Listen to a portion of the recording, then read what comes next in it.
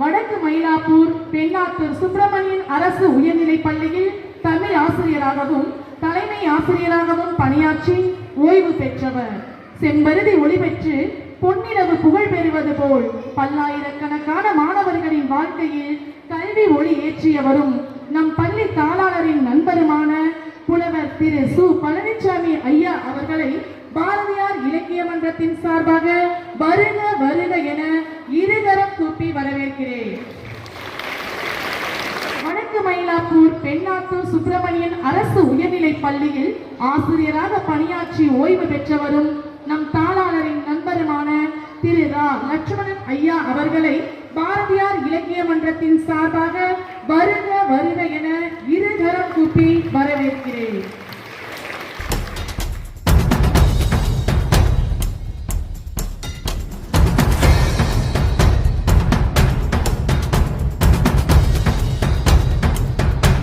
தமிழை வணங்கி அனைவருக்கும் என்னுடைய வணக்கத்தினை தெரிவித்துக் கொண்டு சிறப்பு விருந்தினராக வந்திருக்கின்ற இருவருமே என்னுடைய இனிய நண்பர். இன்று அவர்களை சந்திப்பது மிகவும் ஒரு நெகிழ்ச்சியாக உணர்வாக இன்றும் எனக்கு உறுதுணையாக இருக்கின்றார்கள். அந்த நண்பர்களை நான் வரவேற்பதிலும் அவர்களுடன் இந்த நிகழ்ச்சியிலே அவர்களை பங்கு பெற வைப்பதையும் நினைத்து மிகவும் மகிழ்ச்சி அடைகிறேன். இந்த இலக்கிய மன்றத்தில் முக்கியமாக நீங்கள் தெரிந்து கொள்ள வேண்டியதை சொல்லுவதற்கு முன்பாக ஒரு 2 விஷயங்களை நான் உங்களுக்கு சொல்லணும். குழந்தைகளே, ஆசிரியர்களே, கொஞ்சம் கவனி. இந்த இலக்கிய மன்றம் என்று சொன்னாலே மனிதர்களுடைய அறிவை வளர்ப்பு, அதானே இலக்கிய மன்றத்தினுடைய வேலை. பள்ளியே அந்த வேலையை தான் செஞ்சுக்கிட்டு இருக்கு. பள்ளியில் இருக்கக்கூடிய இலக்கிய மன்றம் அறிவை வளர்க்கிறது. இந்த அறிவை பற்றி கொஞ்சம் நீங்க தெரிஞ்சுக்கணும். விலங்குகள்கிட்ட, பறவைகள்கிட்ட எல்லா இடத்துலையுமே அறிவு இருக்கு. ஓரறிவு உயிர், ஈரறிவு உயிர், மூவறிவு உயிர். நீங்க படிச்சிருப்பீங்க, பள்ளிக்கூடத்தில் உங்களுக்கு சொல்லி கொடுத்துருப்பாங்க. 5 அறிவு உயிர் விலங்குகள், 6 அறிவாகிய அந்த பகுத்தறிவு உள்ள உயிர் மனித இனம். இந்த மனிதனுக்கு 6 அறிவு உடைய 6வது அறிவை தவிர மற்ற எந்த அறிவுமே வளர்றது இல்லை. நீங்க பாக்குறீங்க, பெட் அனிமல்ஸ் நீங்க வளர்ப்பீங்க, அதுகிட்ட நீங்க என்ன சொன்னாலும் நீங்க சொன்னதை செய்யும். ஆனால் நீங்க சொல்லாத போது அதை செய்யுமா? செய்யாது. பறவைகள் அதுவா அதனுடைய இனத்துக்கு மட்டும் அதனுடைய குழந்தைக்கு உணவு ஊட்டும், அதெல்லாம் செய்யும். ஆனால் அதுக்கு மேலே அதனுடைய அறிவு வளர்றதானா? இல்லை. ஆனால் மனித அறிவு மட்டும்தான், இந்த 6வது அறிவு மட்டும்தான் கொடுக்க கொடுக்க வளர்ந்து கொண்டே இருக்கும். எவ்வளவு வளரல, கடைசி வரைக்கும் 100 வயசா 150 வயசா வாழ்ந்துக்கிட்டு இருக்கானா, அது வரைக்கும் அவருடைய அறிவு வளர்ந்துக்கிட்டே இருக்கும். அப்படின்னா என்ன அர்த்தம்? அந்த மூளை இருக்கு, அதனுடைய கொள்ளளவு கிடையவே கிடையாது, எவ்வளவு வேணாலும் கொண்டு கொண்டே இருக்கு. நம் பள்ளி பாரதியார் இலக்கிய மன்ற நிகழ்ச்சியில் பள்ளி மாணவிகள் போர் பற்றிய புறத்திணைகளில் எதிரெதிர் திணைகளுக்கு விளக்கம் அளித்தனர்.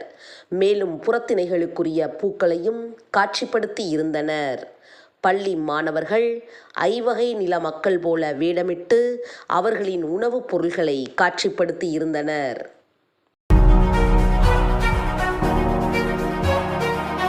இதுதான் வெற்றிப்பூ. வெற்றிப்பூவை சூடிய வீரர்கள் பகை நாட்டின் ஆணிரைகளை கவர்ந்து வருதல் வெற்றித்திணை எனப்படும்.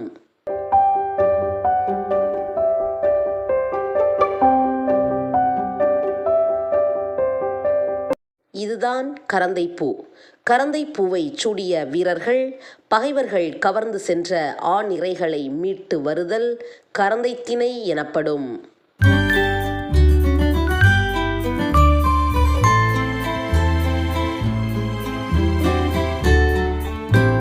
இதுதான் வஞ்சிப்பூ.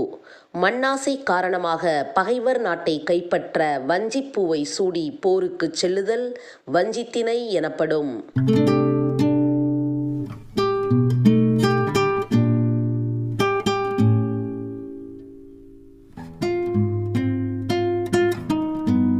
இதுதான் காஞ்சிப்பூ. தன் நாட்டை கைப்பற்ற வந்த மாற்றரசனோடு காஞ்சிப்பூவை சூடி எதிர்த்து போரிடுதல் காஞ்சித்திணை எனப்படும்.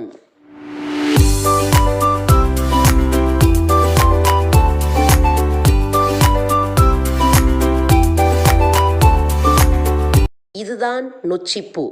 கோட்டையை காத்தல் வேண்டி உள்ளிருந்தே முற்றுகையிட்ட பகையரசனோடு நொச்சிப்பூவை சூடி போரிடுதல் நொச்சித்திணை எனப்படும்.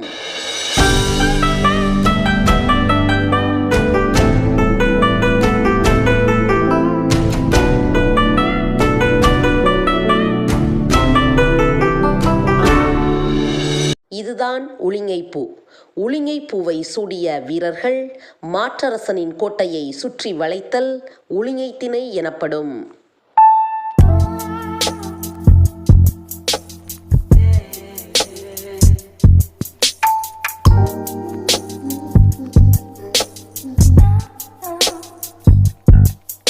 இதுதான் தும்பைப்பூ. பகைவேந்தர் இருவரும் தங்கள் வலிமையை நிலைநாட்ட போர்க்களத்தில் தும்பைப்பூவை சூடி போரிடுதல் தும்பைத்திணை எனப்படும்.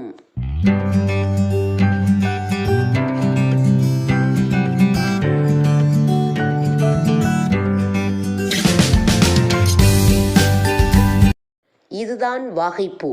போரிலே வெற்றி பெற்ற மன்னன் வாகைப்பூவை சூடி மகிழ்வது வாகைத்திணை எனப்படும்.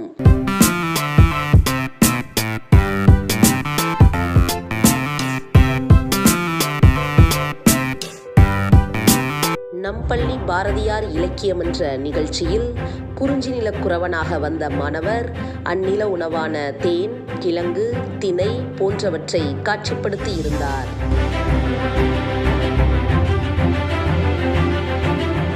முல்லை நில ஆயனாக வேடமிட்டு வந்த மாணவர் அந்நில உணவான வரகு, சாமையை காட்சிப்படுத்தி இருந்தார்.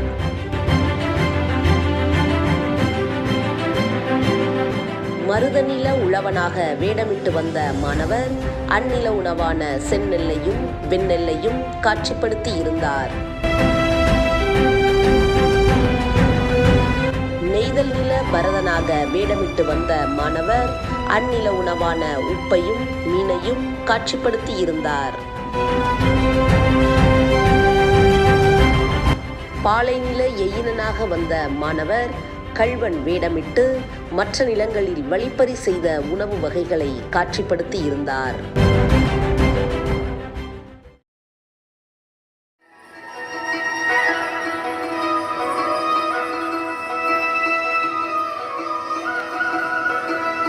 நிற்பதுவே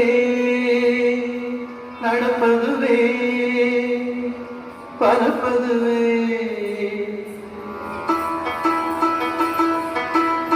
நிற்பதுவே நடப்பதுவே பறப்பதுவே பல தோற்ற மயக்கங்களும் சொற்பனந்தானோ பல தோற்ற மயக்கங்களும் கற்பதுவே கேட்பதுவே கருதுவதே நீங்கள் எல்லாம் அற்பமாயங்களும்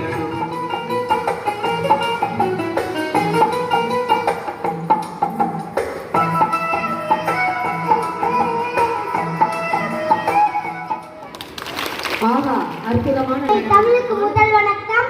அனைவருக்கும் வணக்கம். நான் தான் பாரதியார். நான் எழுதிய கவிதையை சொல்ல வந்திருக்கேன். அக்கினி குன்றென்று கண்டேன், அதை அங்குரு காட்டிலோ பொந்திலே வைத்தேன்.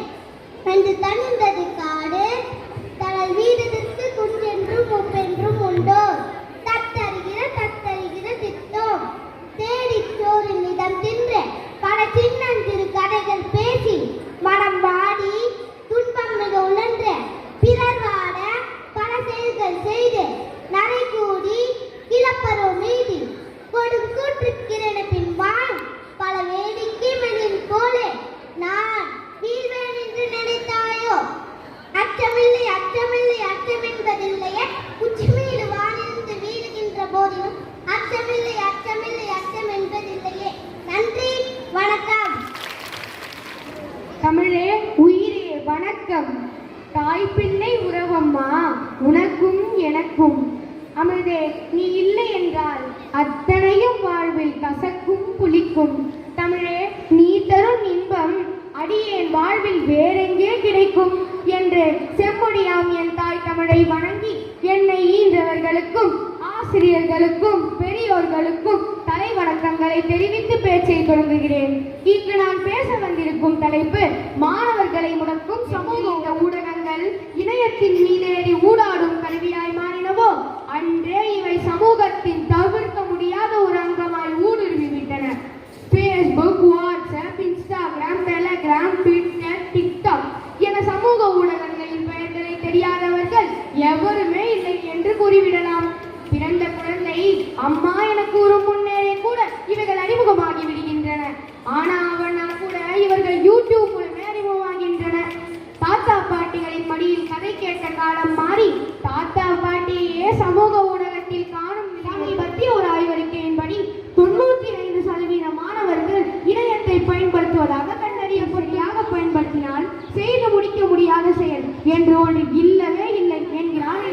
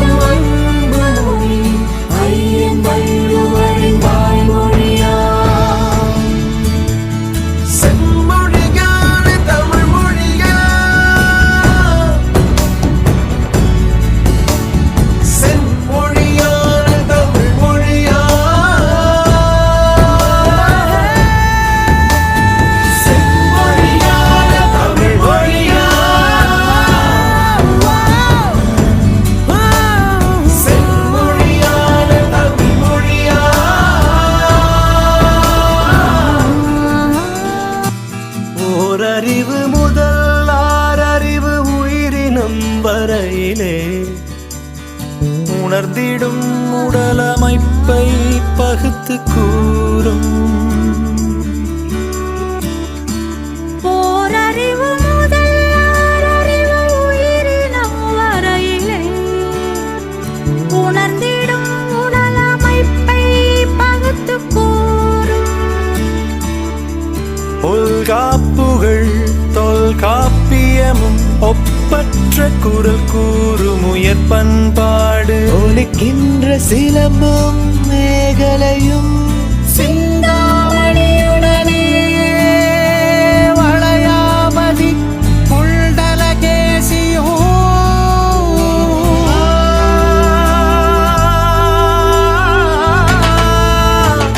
செம்மொழியான தமிழ் மொழியா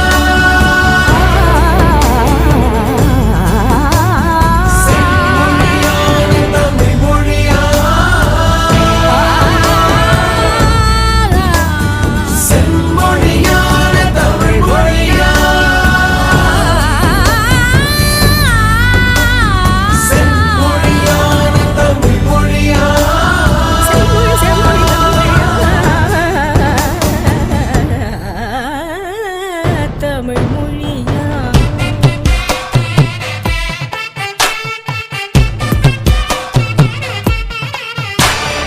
கம்ப நாட்டார் வாரும் கவியரசியவை நல்லாலும் எம்மதமும் ஏற்று புகழ்கின்ற எம்மதமும் ஏற்று புகழ்கின்ற जनगणमन अधिनायक जय हे भारत भाग्य विधाता पंजाब सिंध गुजरात मराठा द्राविड उत्कल बंगा विंध्य हिमाचल यमुना गंगा उच्चल जलधि तरंगा तव शुभ नामे जागे तव शुभ आशीष मांगे गाहे तव जय गाथा जन गण मंगलदायक जय हे भारत भाग्य विधाता जय हे जय हे जय हे जय जय जय जय हे